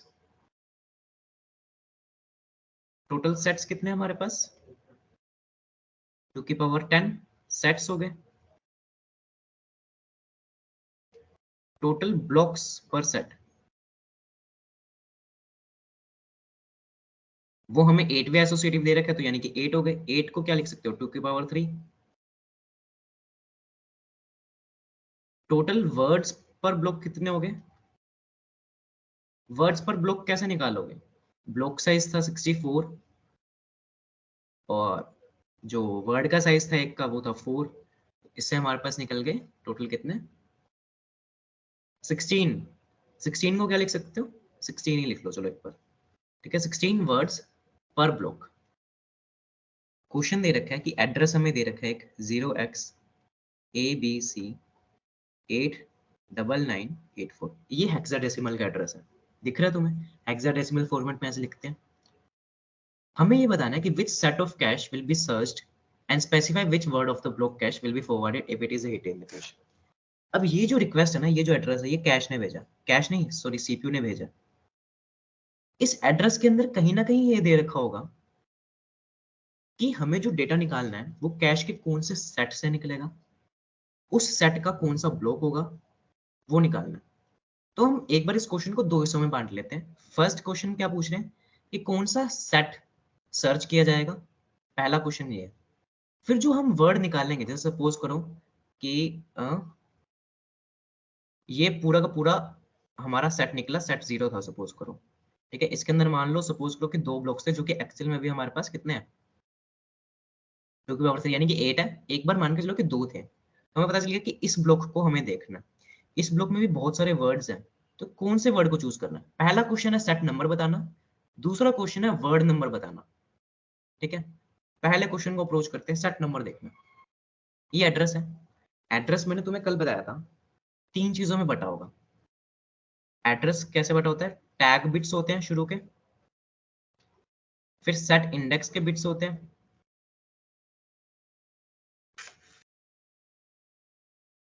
और फिर ब्लॉक के बिट्स होते हैं, ब्लॉक बिट्स। टैग बिट्स क्या होते हैं वो अलग चीज है, टैग बिट्स का हमारे किसी भी न्यूमेरिकल में कोई काम नहीं आएगा। एक चीज क्या होगी, सेट इंडेक्स। तुम ये बताओ टोटल तुम्हारे पास 2 की पावर 10 सेट्स हैं, तो तुम्हें टोटल कितने बिट्स चाहिए होंगे सेट को रिप्रेजेंट करने के लिए। सपोज करो मेरे पास ना 8 लोग थे। ठीक है, 8 के 8 को मेरे को रिप्रेजेंट करना है किसी नंबर से। जैसे एक को मैंने बोल दिया 0, एक को 1 बोल दिया, एक को 2, एक को 3, एक को 4, एक को 5, एक को 6, एक को 7, ऐसे बोल दिया। तो मैं क्या कर सकता हूँ, मैं 0 को ऐसे 0 0 0 लिख सकता हूँ, 0 0 1, ऐसे करते करते मैं 1 1 1 तक पहुंच सकता हूँ। तो मेरे को एक बिट यूज हुआ, दो बिट, तीन बिट, ऐसे तीन बिट यूज हुए पूरा का पूरा नेमिंग सिस्टम करने के लिए। ये तीन बिट्स कैसे पता चले, 2 की पावर 3 इक्वल्स टू 8 होता है, तो मैंने डायरेक्टली ये 3 उठा लिया। वैसे ही 2 की पावर 10 सेट्स है, तो मुझे 10 बिट्स लगेंगे सेट इंडेक्स बताने के लिए। समझ रहे हो ये चीज। वैसे ही टोटल ब्लॉक्स कितने हैं, 8 है, टोटल ब्लॉक्स हैं 8। ब्लॉक बताने के लिए कितने बिट्स लगेंगे, टोटल ब्लॉक 8 है, टोटल ब्लॉक बताने के लिए कितने बिट्स लगेंगे, 3 बिट्स।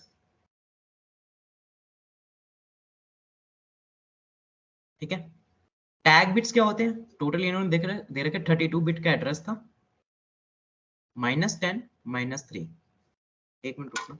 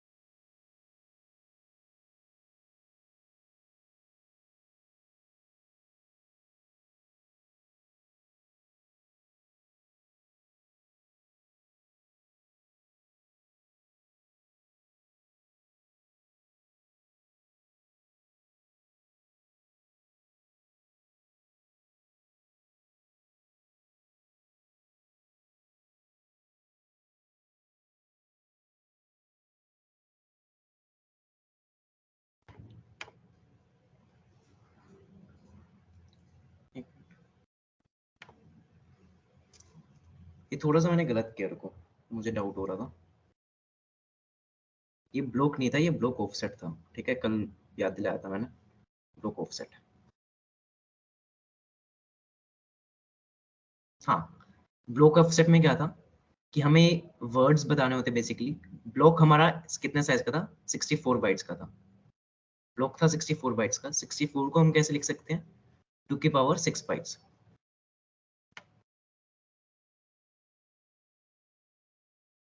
ब्लॉक को लिख सकते हैं 2 की पावर 6 बाइट्स, 64 बाइट्स थे तो टोटल 2 की पावर 6 बाइट्स बन गया।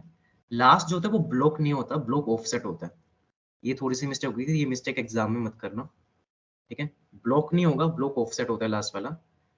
64 बाइट्स है तो यानी कि 2 के पावर 6 बाइट्स, तो डायरेक्टली ये 6 है, ये 6 बिट्स यहाँ पे काम आएंगे।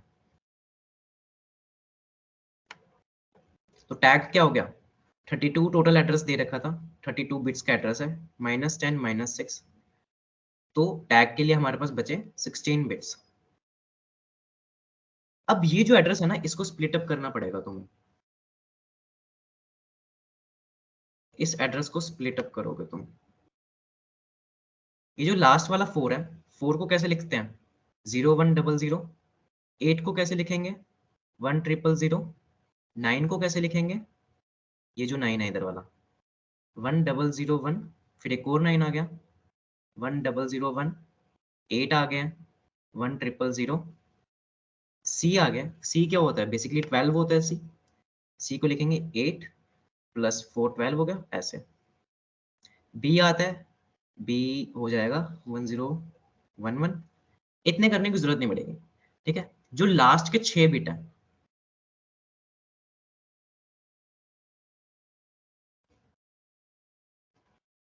जो ये लास्ट के 6 बिट्स है ना, ये ब्लॉक ऑफसेट के बिट्स है, जैसे कि हमने देखा।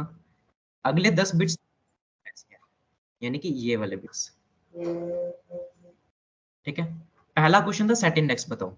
सेट इंडेक्स कैसे पता चलेगा, इस पूरे 10 बिट्स को रीड कर लो। 1001 1001 10, तो ये क्या बना, 2 की पावर 1 होता है, 1 2 + 4 + 8 + 16 + 32 + 64 + 512।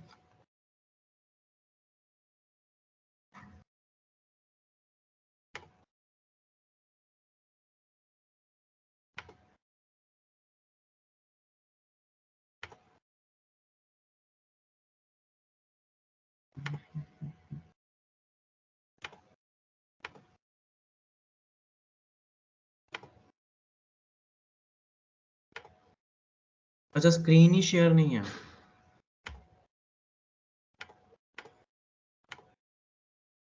भाई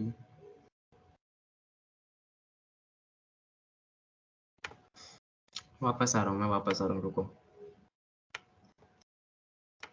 देखो क्वेश्चन क्या था,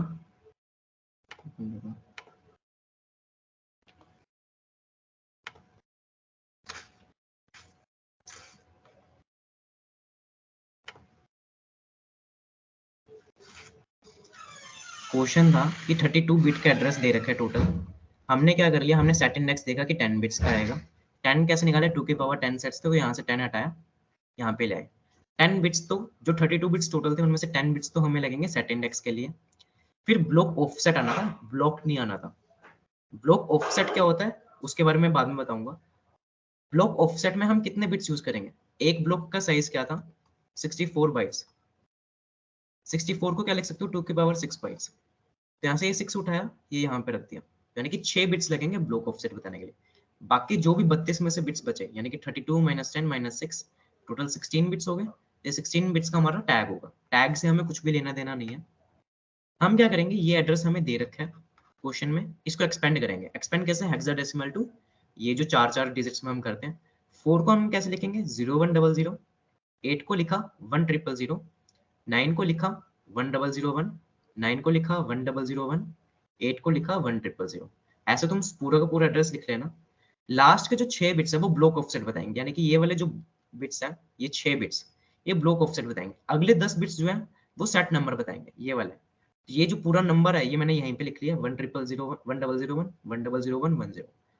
इसको अगर तुम जेन्युइनली इसकी वैल्यू निकालोगे तो ये जो फर्स्ट होता है ये होता है 2 की पावर 0, यानी कि ये 0 है, 1, तो ये 0 है तो कुछ नहीं है। यहाँ पे 2 की पावर 1 होती है, तो मैंने 2 ऐड कर लिया। 2 की पावर 2 यानी कि 4 ऐड हो गया। 2 की पावर 3 कुछ नहीं, 2 की पावर 4 कुछ नहीं, 2 की पावर 5 है तो 2 की पावर 5 32 ऐड हो गया। 2 की पावर 6 भी है, 64 भी ऐड हो गया। 2 की पावर 7, 2 की पावर 8, 2 की पावर 9 यानी कि 512 भी ऐड हो गया। इन सबको ऐड करोगे तो जो भी रिजल्ट निकलेगा वो तुम्हारा सेट नंबर होगा, यानी कि फर्स्ट पार्ट जो है क्वेश्चन का उसका आंसर हो जाएगा। सेकंड क्या पूछ रहे हैं कि सिलेक्टेड कैश ब्लॉक में जो सेट नंबर तो तुमने चूज कर लिया, सपोज करो ये सेट नंबर आया, सपोज करो 600 समथिंग आया, 642 मान लेते हैं कि 642 सेट नंबर आया। अब 642 सेट के अंदर क्वेश्चन के अकॉर्डिंग क्योंकि 8 वे एसोसिएटिव है तो 8 ब्लॉक्स होंगे। अब जो कैश करेगा, कैश का देखेगा कि ये जो बाकी के बिट्स बचे हैं ना इधर वाले, ये मैच करेगा, ये टैग है, तो किसी ना किसी ब्लॉक के टैग के साथ वो मैच हो जाएगा। सपोज करो कि ये वाला ब्लॉक निकल के आता है, इस ब्लॉक में बहुत सारे वर्ड्स पड़े हैं, ये वर्ड 1 है, 1 2 है, 3 है, ये 4 है, तो कौन सा वर्ड चूज करना है हमें वो बताएंगे ये लास्ट वाली लास्ट वाली कितनी डिजिट्स होंगी,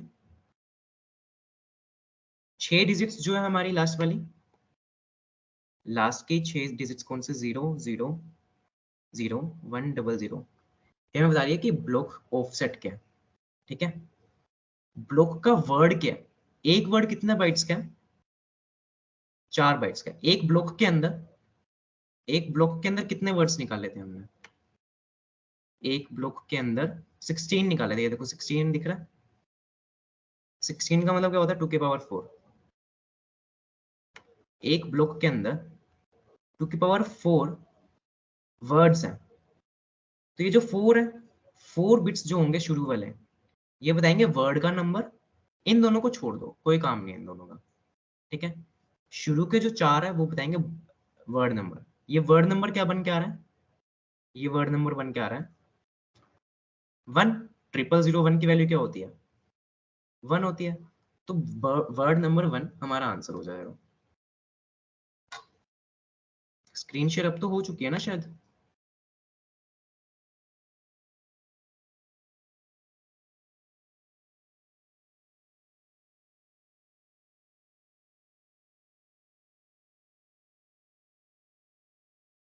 ये सब जो मैंने बताया ये सब तो तुमने देखा है ना। ठीक है भाई, ठीक है ठीक है। तो यार एक बार इस क्वेश्चन को प्रैक्टिस कर लेना, जो मैंने बताया है वो वापस से देख लेना। एक बार समराइज कर देते हैं हम फटाफट से, बहुत लेट हो चुके हैं आज, ठीक है।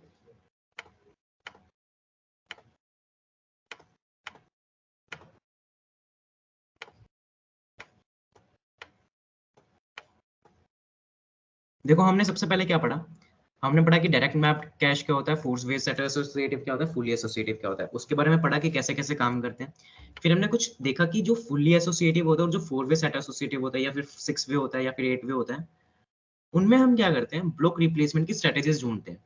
अगर हमें एक ब्लॉक बाहर भेजना और नया ब्लॉक लेकर आना है तो हमें कोई स्ट्रेटेजी चाहिए कि हम किस ब्लॉक को बाहर भेजें ताकि नया वाला ब्लॉक अंदर आ सके। फिर हमने देखा बहुत सारी स्ट्रेटेजीज होती है, एक होती है रैंडम, रैंडम यानी कि किसी को भी बाहर भेज दो, किसी को भी तो किसी को भी बाहर भेज के नए ब्लॉक को अंदर ले आओ।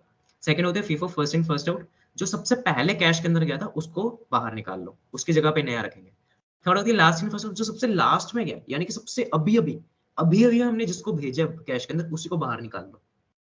फोर्थ होती है लीस्ट रिसेंटली यूज्ड, अगर 8 ब्लॉक्स थे तुम्हारे पास, 8 में से तुमने 7 को अभी रिसेंटली यूज किया है, तो जो 8th ब्लॉक है जिसको सबसे पहले यूज किया था तुमने उसको बाहर निकालो। सबसे पहले का मतलब ये नहीं कि बिल्कुल स्टार्टिंग में जिसको यूज किया था, सबसे पहले का मतलब कि A B C D E F G H तुम्हारे पास ब्लॉक्स हैं, तुमने अभी बी को यूज नहीं किया, A C D E F G H को यूज किया इन्हीं दिनों में, इन्हीं कुछ टाइम में, तो बी जो है वो लीस्ट रिसेंटली यूज हो गया, उसको बाहर निकाल दो।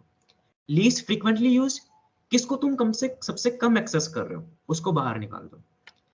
सिक्स था सूडो एलआरयू, सूडो एलआरयू एक प्रॉपर एक तरीका था कैसे निकालते हैं। सूडो एलआरयू क्या कहते हैं कि तुम एक बाइनरी ट्री बनाओ, जो तुम्हें चाहिए अभी सीपीयू को चाहिए उसकी तरफ जो भी एरो है सबको दूसरी तरफ कर दो, लास्ट में जब कोई नया ब्लॉक मांगेगा सीपीयू, तो हम उस वाले ब्लॉक को बाहर निकालेंगे जिसकी तरफ सारे एरोस पॉइंट कर रहे होंगे। फिर हमने और स्ट्रेटेजीज देखी, not recently used, A B C D F G H थे, सी को अभी अभी यूज किया, तो बाकी जो भी बचे उनमें से किसी को भी बाहर निकाल दो अगर तुम्हें के को अंदर लेके आना है तो। ऑप्टिमल क्या कहता है कि थ्योरेटिकल एल्गोरिदम है ये कहता है कि हम प्रिडिक्ट करेंगे फ्यूचर में सीपीयू क्या मांगने वाला है, तो जो मांगने वाला है उनको हम रख लेंगे, जिसको नहीं मांग रहा फ्यूचर में उसको भेज देंगे बाहर। नाइन्थ था री रेफरेंस इंटरवल प्रिडिक्शन आरआरआईपी। इसमें हर एक ब्लॉक को एक नंबर दिया जाता है, अगर तुम उस ब्लॉक को यूज कर रहे हो एक पर्टिकुलर ब्लॉक साइकिल में, तो उस ब्लॉक का नंबर 1 से इंक्रीमेंट कर देंगे या 2 से कर देंगे, 4 से कर देंगे, जो भी हमने सेट कर रखे हैं, और बाकी सारे ब्लॉक्स का उतने से ही कम कर देंगे। इससे हमें क्या पता चल रहा है, हमें प्रायोरिटी मिल रही है कि हमने अगर बी को यूज किया तो बी का नंबर बढ़ गया, बाकी सबका कम हो गया, तो सबसे ज्यादा नंबर किसका है, बी का। तो हमें पता चल रहा है कि बी को अभी भी यूज किया हमने। बी को अभी भी यूज करने का मतलब है कि हो सकता है हम फ्यूचर में भी इसको यूज कर लें, तो इसके लिए हमने उसका नंबर बढ़ा दिया, उसको भी बाहर नहीं भेजेंगे। ऐसे हम बहुत सारी क्लॉक साइकिल्स में देखेंगे। फिर जब हमें ई को अंदर लाना पड़ेगा या फिर के होगा जिसको हम अंदर लाना पड़ेगा, तो हमें ए बी सी डी में से किसी को बाहर निकालना पड़ेगा। बाहर किसको निकालेंगे, जिसकी वैल्यू सबसे कम हो। अगर सी की वैल्यू 3 थी और बाकी किसी की 5 थी, किसी की 7 थी, तो 3 सबसे कम है, तो सी को बाहर निकाल दो। अगर ए की वैल्यू 0 हो जाती, ए की वैल्यू 1 हो जाती, तो ए को बाहर निकाल दो। सबसे कम जिसकी वैल्यू उसको बाहर निकाल दो। फिर हमने देखा कि कल जो एक क्वेश्चन हमारा रह गया था उसको कैसे सोल्व करना है। तो ये बहुत छोटा छोटा लिखा है मैंने, बट इसको जूम कर लेना है तो तुम लोग। ठीक है, आज की समरी यही है।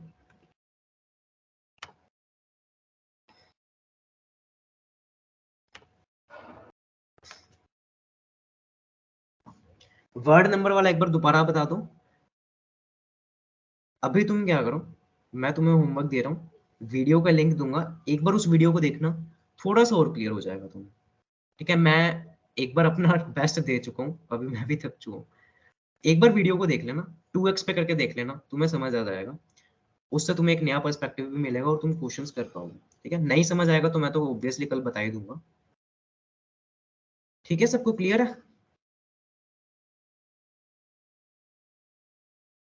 हाँ या ना कुछ तो बोलो। चलो ठीक है, सेशन एंड करते हैं, बाय बाय।